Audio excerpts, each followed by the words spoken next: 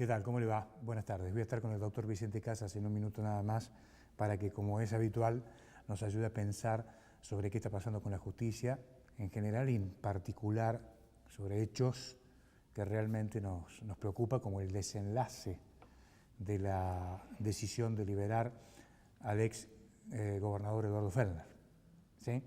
Esta suerte, diría yo, de interna o de enfrentamiento entre la Fiscalía y el juez. ¿Esto es normal? La verdad, me parece a mí que es necesario plantearse. ¿Es normal que pase esto? Se lo vamos a preguntar al doctor Casas en un minuto nada más. Pero antes que nada quería compartir con ustedes algunas impresiones de otros temas que tienen que ver con la agenda, que también son preocupantes. Evidentemente la sociedad no goza hoy de buena salud. Los indicadores sociales son realmente preocupantes. Violencia de género y femicidios. Caso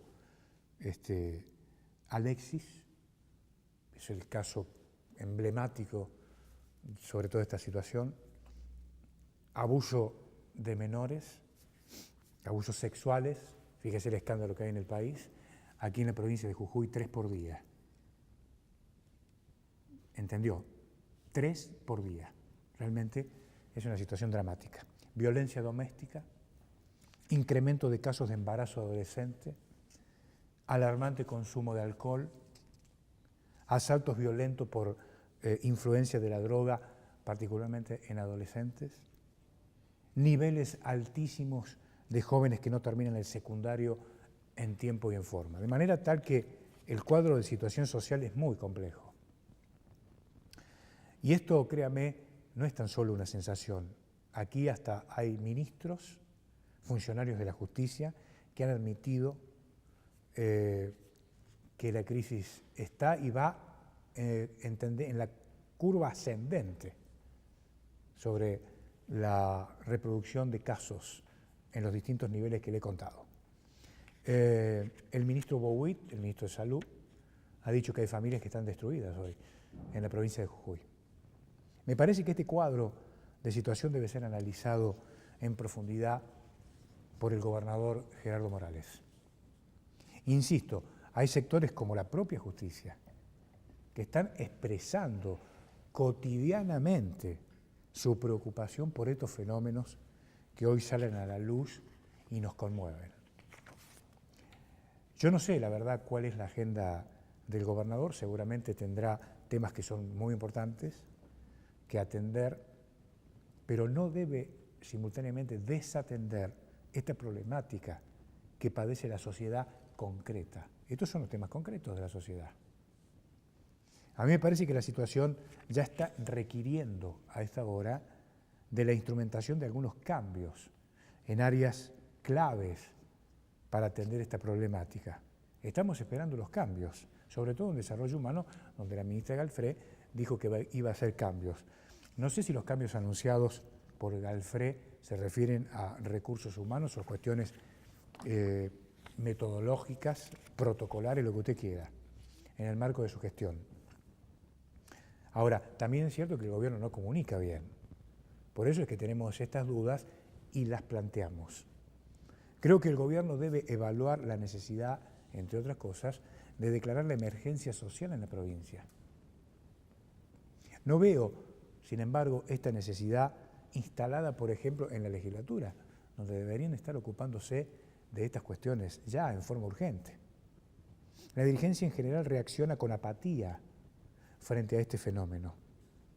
Es que tal vez están más ocupados por la situación judicial de correligionarios y de compañeros, están obsesionados por esta suerte de democracia judicializada que estamos viviendo y a la que asistimos todos los días. No sé si ayer en la radio o en esta misma mesa planteaba que estamos abrumados por la crónica judicial en el país a esta hora. Mientras tanto, mientras esto pasa, la fisura de la matriz social se sigue profundizando ante la inacción de la dirigencia. Dirigencia que termina naturalizando estos hechos que son gravísimos, que ocurren cotidianamente en vez de enfrentarlos y resolverlos. O en todo caso, se ocupan de comentar los temas. Para comentar los temas estamos los periodistas. Los funcionarios están para resolverlos en todo caso. Si no reaccionan a tiempo, Dios y los jujeños se lo van a demandar. Por eso me parece a mí que el gobernador tiene que hacer un paréntesis en su nutrida agenda de temas y ocuparse de la agenda concreta de la sociedad. Y estos temas que acabo de mencionarle, la lista seguramente será mucho más larga, me parece a mí que son los temas de hoy. Y el gobierno tiene que tomar cartas en el asunto en este sentido y hacer un diagnóstico de la situación y tomar decisiones. Y si hay que cambiar, tienen que cambiar. Recursos humanos, protocolo, lo que sea. Porque realmente los índices de la problemática social en sus distintas facetas preocupan y mucho. Veremos si el gobernador tiene el espacio psíquico, si usted quiere, el tiempo concreto para ocuparse y analizar si es realmente necesario convocar a una emergencia social en la provincia de Jujuy.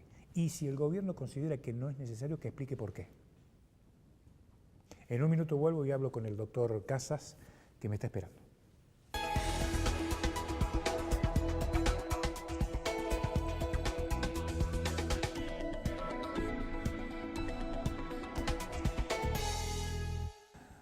Gracias, señor director, muy amable. El doctor Casas, Vicente, con nosotros, muy gentilmente nos visita hoy. ¿Cómo le va, doctor? Bien, bien, muchas gracias. Buenas tardes y gracias por la invitación. No, al contrario. Bueno, quería preguntarle cómo está viendo usted los últimos acontecimientos que tienen que ver con el desempeño de la justicia, que ha sido el tema comentado en las últimas horas en la provincia de Jujuy, tras la liberación del señor Eduardo Ferner, que fue la gota que rebalsó el vaso, digo, por cómo se dieron los acontecimientos, los procedimientos de fiscales y del propio juez que atiende la causa. Con serena preocupación, y esperemos que quedemos allí en la serena preocupación. A mí me gustaría retomar un poquito desde la semana pasada, cuando se hizo público se hizo público la orden de detención de estas personas, exfuncionarios públicos que han sido detenidos. Decían los diarios digitales que el juez habría manifestado que habría peligro de fuga. Subjetivamente, y con la dispensa del caso, me parece que no podía librar una orden de detención, porque había peligro de fuga. Objetivamente no debió librarla porque no nos ha dicho en qué consiste el peligro de fuga. Yo no he leído más el peligro de fuga, ¿en dónde está? Máxime cuando se trata de exfuncionarios que siempre han estado concurriendo a los estrados de la justicia. Fueron detenidos, al ex gobernador lo tuvieron preso 36 horas, se hizo un acto procesal que ya vamos a hablar y recuperó la libertad, y los otros creo que están recuperándola en estas horas, o ya en las horas pasadas. ¿Dónde está el peligro de fuga antes, durante y hoy? No nos ha dicho el juez en dónde estaba, de dónde sacó el peligro de fuga.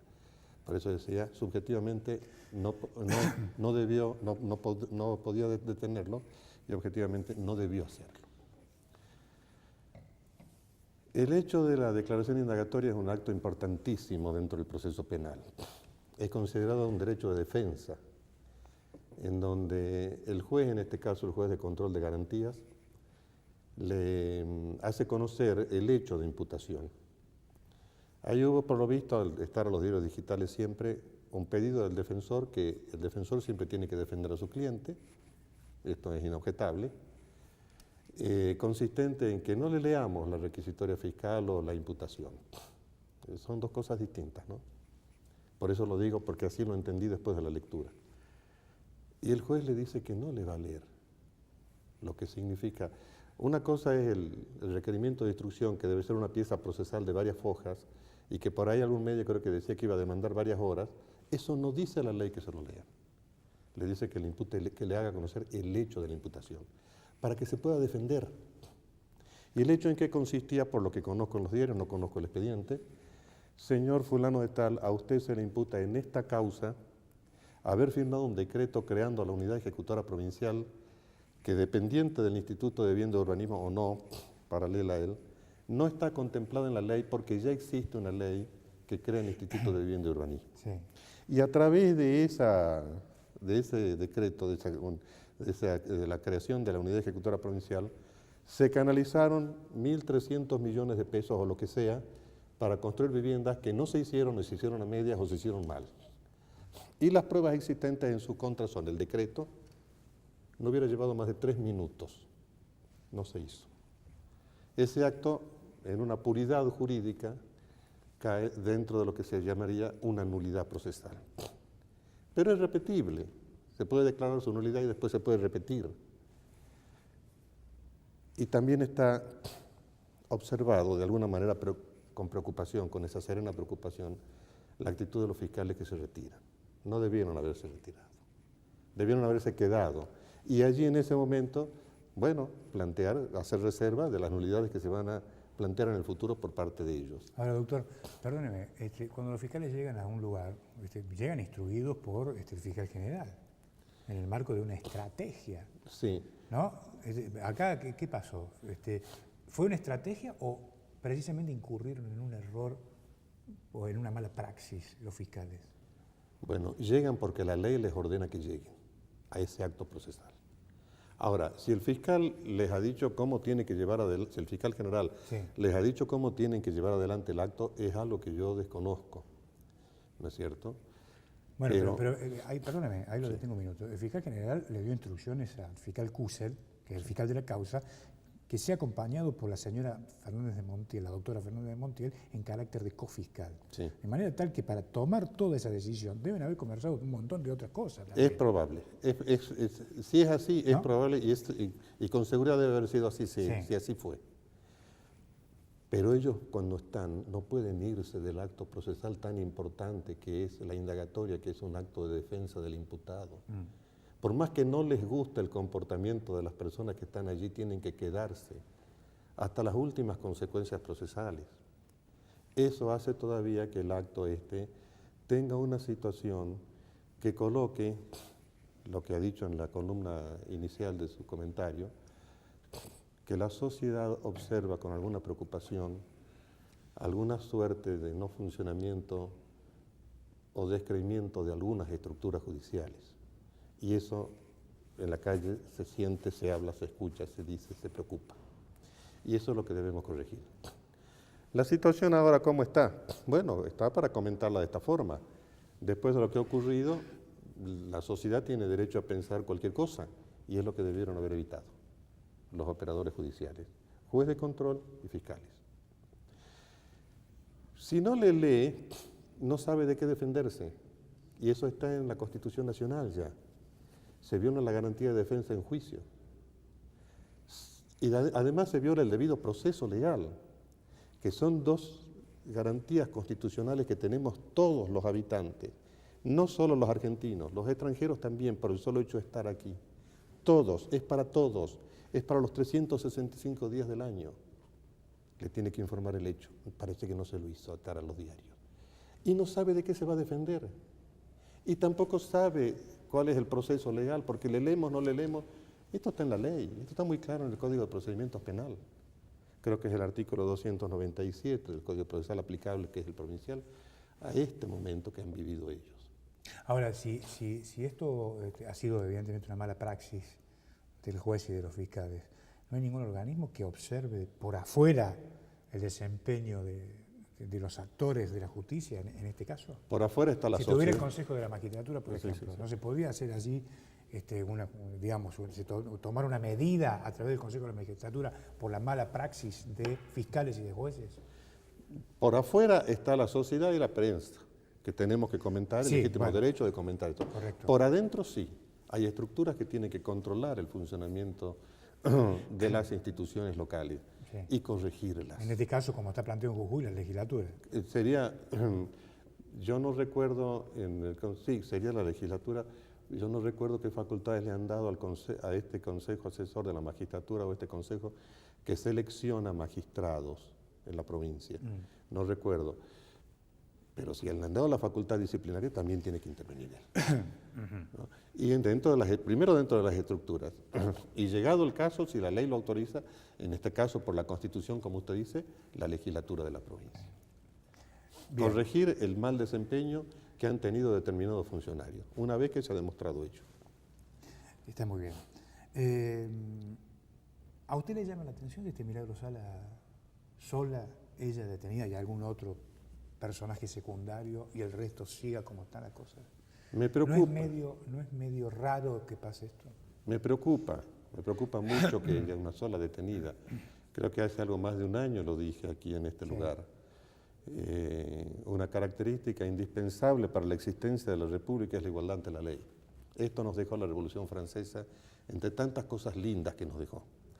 Pero si se habla de mega causa, su nombre indica una causa grande, importante, pero hay una sola detenida. No se cumple el principio de igualdad ante la ley. Entonces, tampoco estaba propiciando, porque las primeras palabras que dije en esta mesa hoy, ¿por qué lo detiene por una sospecha que al menos yo no la conozco? No sé si alguien más la conoce, agradecería que me la haga conocer en el resto del día de hoy. Pero es la única detenida. Entonces tiene que quedar libre ella también. Si están todos libres, ella también. O si está presa ella, otros más venir a la prisión. Esa es la forma de cumplir con el principio de igualdad ante la ley. O sea que se estaría violando el principio de igualdad ante la ley. Ante la ley que nace. ¿Quién lo está violando? Quien dispone de la libertad de las personas sin tener en cuenta estos principios. El juez. Entiendo que sí.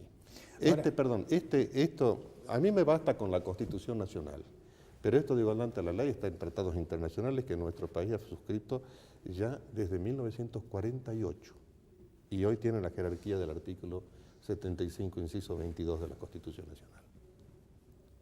O sea que, digamos, esta supuesta mala praxis del juez estaría incluso dañando la propia, primero violando la ley y segundo dañando la propia credibilidad de la justicia. Eso es lo que está en crisis. El accionar del juez. Supuesto. Esa es una de las instituciones que está en crisis en Argentina desde hace tiempo. La justicia. La justicia. No me refiero a toda la justicia porque siempre se ha dicho y se ha hecho salvedades. Hay jueces que humildemente hacen su trabajo, llevan al día el despacho, pero hay otras cuestiones que nos dan preocupación y eso tenemos que de alguna manera remediarlo.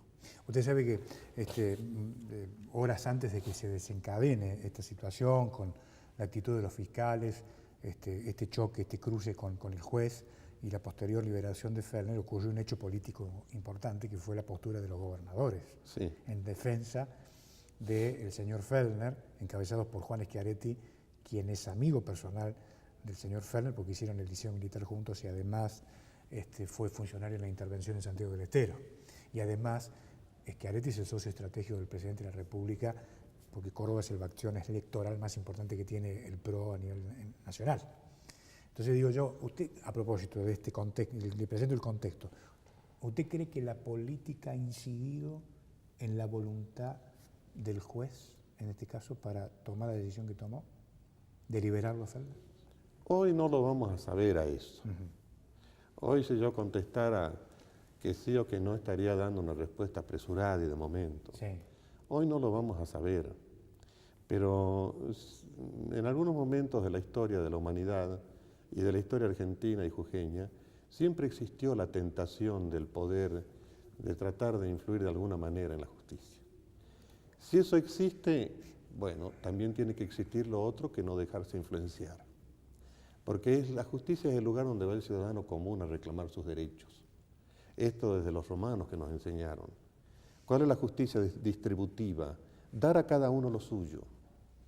Entonces, si es así, ese pensamiento no es únicamente suyo. Se escucha, se lee, hay comentaristas políticos que en diarios lo dicen, en La Nación y en la provincia. Yo no voy a negarlo, yo los he leído también. Yo hoy no tendría elementos de juicio para afirmar o negar eso.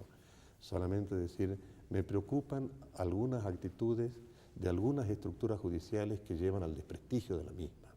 Y eso es lo que debemos corregir. Pero seguramente esto no va a ser fácil, porque para hacer una reforma judicial, ahí vemos que el presidente Macri la quiere hacer, que creo que con todos los hechos que estamos hablando hoy y en días pasados que he tenido la oportunidad que me inviten, la justicia merece una reforma, ya hace rato.